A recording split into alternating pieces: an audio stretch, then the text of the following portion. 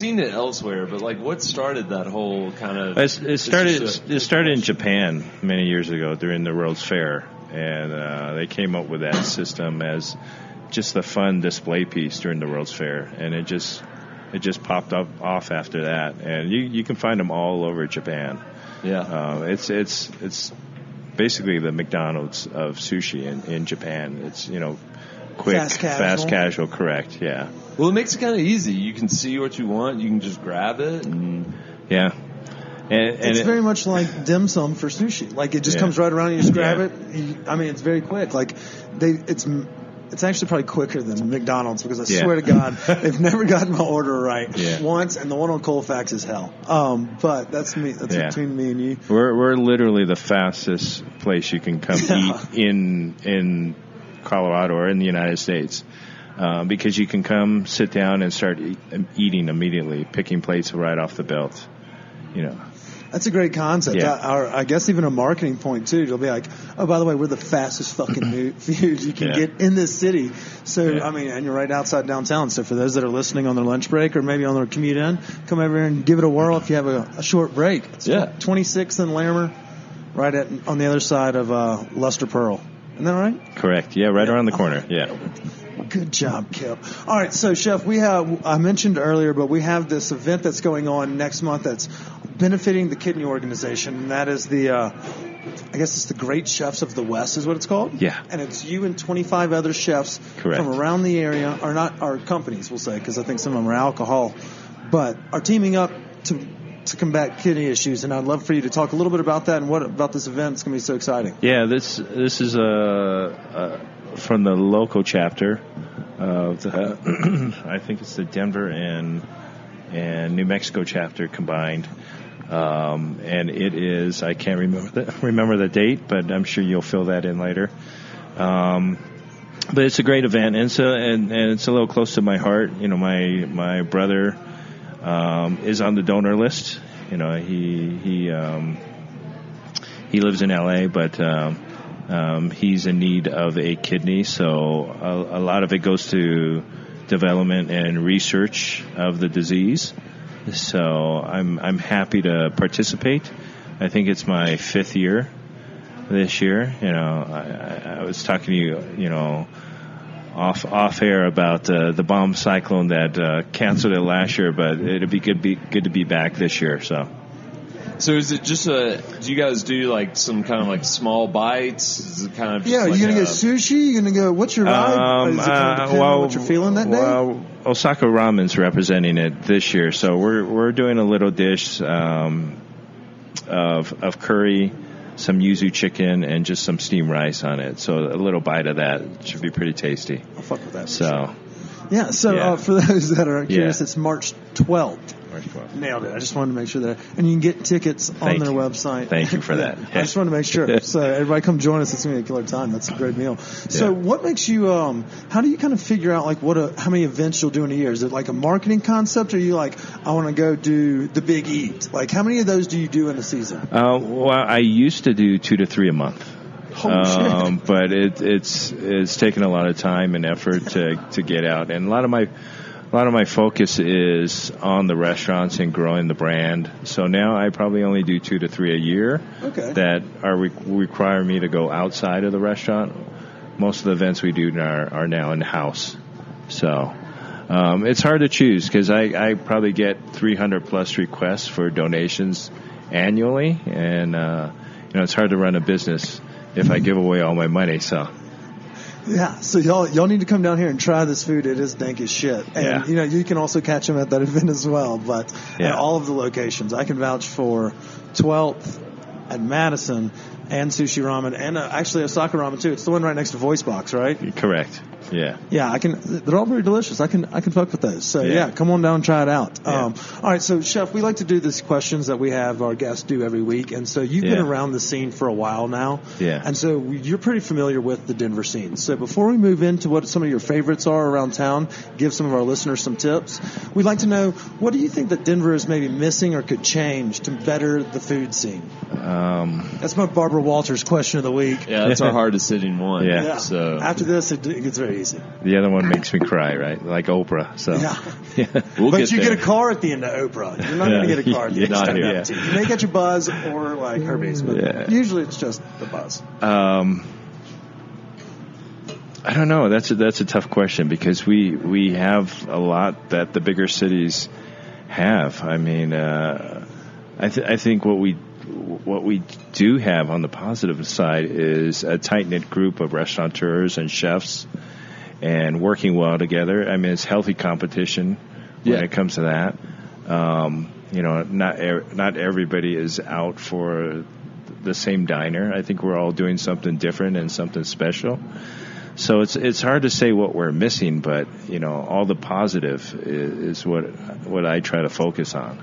Yeah. Well, I guess and that's a good point about it being more of a community here in Denver, which I think a lot of bigger cities lose. Yeah. But I guess not in maybe such a negative way of looking at what we're missing, but what's something that maybe you think if you get a craving for some kind of meal or some type of food, do you think Denver could maybe? Well, are we missing anything? Yeah, because you if you grew up in L.A., it's got its and different. You lived in some pretty cultural pockets. Well, what we do miss here is the late night food. So living in Vegas, 24 hours. L.A., a late night crowd. But what I say is everybody wants it, but nobody wants to work it. So what's your late night food of choice? A lot of times I'll go have Chinese food off of Federal because a couple of those restaurants stay open till midnight. So after a late night at work, I'll hit there. I've recently discovered the Denver Diner.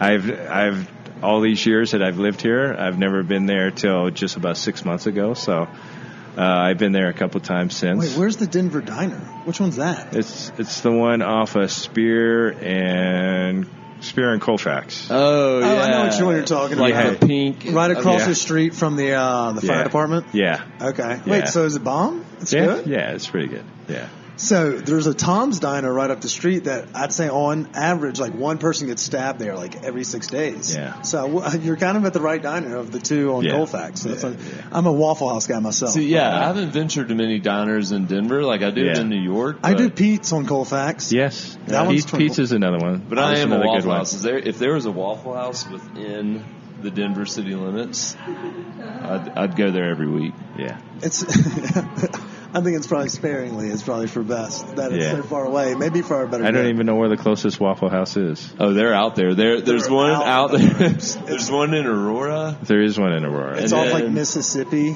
and something like Iliff. I can't remember. Something like that. I can't remember exactly. We go there for special occasions. And then there's one in Highlands Ranch down near the interstate. And there's that's suburbia hell. It's fucking canes and minivans and the line. Chili's. Yeah, there's a lot of Chili's. Okay, and I heard a fun fact about the Waffle House. You can gauge the weather on the Waffle House. So if they close, the weather's bad because they stay open for everything. Oh, yeah. And they serve the EMS crews, too. So they're the first ones back open, so you know when it's safe to go back into a city based on when a Waffle House reopens because they'll be the first to reopen their doors. It's I've seen that gauge. That's a true redneck gauge. As a Mississippi and Alabama, I don't know if that's right, but that's perfect. That's exactly what we use here on the Waffle House. The Waffle House. Yeah. Well, you're going to fit in great here. Well, lucky for you, you're only 1/3 of the way done. So we'll keep navigating. But did you notice how he seamlessly answered a couple of our questions of the week? Yeah. Yeah, that was booyah. All right, so you mentioned that Denver Diner is kind of one of your sleeper cells that you love. Let's talk about some other maybe things that you like to dig on. Happy hours, brunches, breakfast, lunches, date nights. We're going to dive into all of those, Chris. Which one do you want to hit first? Let's ask them about happy hour. I mean, it's almost that time. So when you're not... Without mentioning my own. Yeah, no, you do definitely pitch your own. Well, we have a great one here at Sushi-Rama. What is it? From 3 to 6, so 25% off everything on the belt, as well as select drinks. All-day happy hour on Tuesdays. Also, a happy hour at Osaka Ramen for an actual hour. From 5 to 6, it's half off all the small plates. Power nudes? Which, yeah. So it's a pretty great one. But I'm usually working during most of the happy hours or call in sick. You called in sick today. Ooh, do you want to do perfect sick days? Well, I mean, I'm just saying you're calling in sick. Where are you going to happy hour? Because you're not really sick. Sick of working. There you go. You got them good, Chris. Yeah. Way to go. I'm actually not so sure. So you can't show your face here because then they'll be like you're not sick. Yeah. They'll put me to work. Yeah, exactly. I'm not sure who has a happy hour out there. It's all right. Well, let's shift gears here. Do you have a significant other that you like to schmooze? Maybe not on Valentine's Day, but on another day of the week? Yeah, my wife, but we have a daughter, 8-year-old in the picture, so we don't get out that often. So it's usually a family-friendly restaurant. All right, that so we'll you're go in Casa to. Bonita?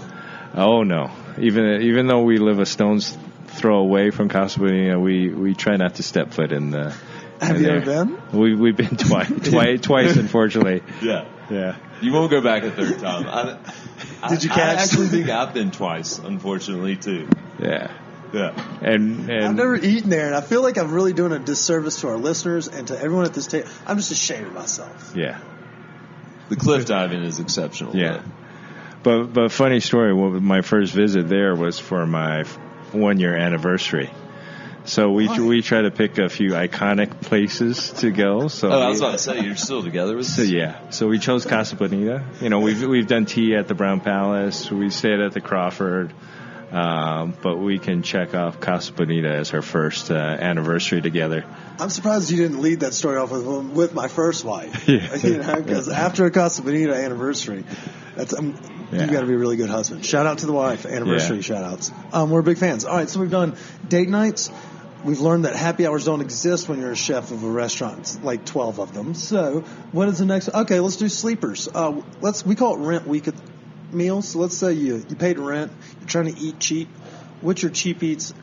Under $20 you can get as much food as you want. Ooh. $10 if you can do it. More people are proud. Well, that's a tough one. You mentioned Federal. You got a sleeper on Federal? Well, there's actually a taco place I go to off of Sheridan, Los Carboncitos. It's 6th Ave in Sheridan. Hold on, let me write this down. I'm a big taco guy. Yeah, and tacos are $3, so I get 3 or 4 tacos, some great salsas along with it. What was it called?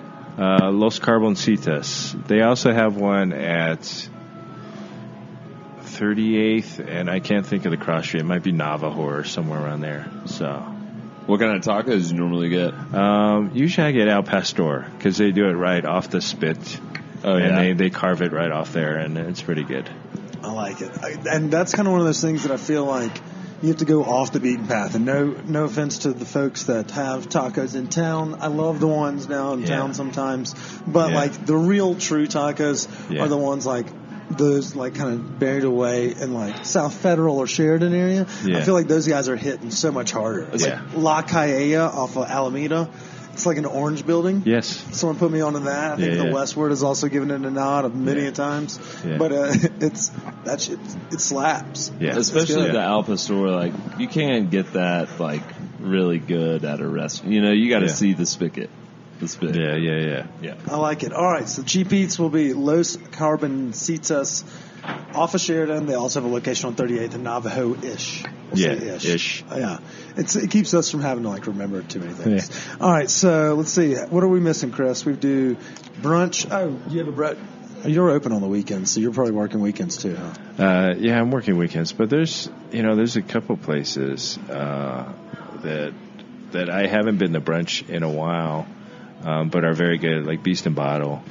Okay. I like their brunch. Duel does a great brunch, which I haven't, or even something like I go to the Denver Central Market for a light pastry at Izio's.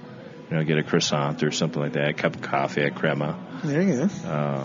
Crema's that's right across the street. That does slap. It's like right there. Yeah. I hit up that. Well, they have a couple. They have their original location on 29th and Larimer, and then one in the market here too as well. Oh, really? I didn't know they had one in the market. I didn't either. I just knew of the one with the crazy backyard down the street. You guys do brunch at 12 in Madison, right? No, we stopped doing that. We're going to do it for like special occasions, like Mother's Day and stuff like that. Yeah, we'll do it for that. Yeah. Nice. Yeah. Okay. All right. So shout out to Chef Paul over at Beast and Bottle. I like that one. That was a good call. I haven't hit his brunch before, so you got me put on 2 spots. And